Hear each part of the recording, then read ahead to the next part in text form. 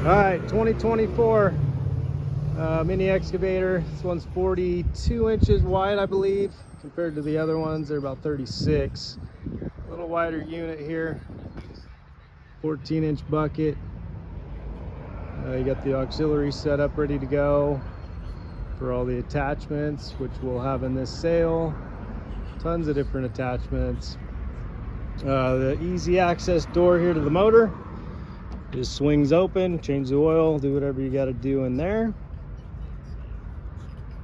and I'll fire it up and drive it around.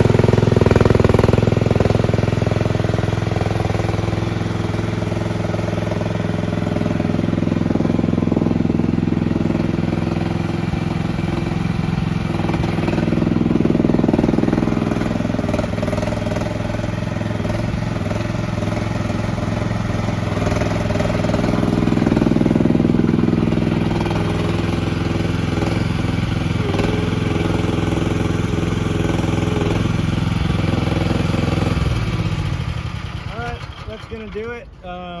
Super easy machine to run. You can come check it out on preview day, Friday before the sale from 9 to 4. And any questions, let us know. Thanks for watching.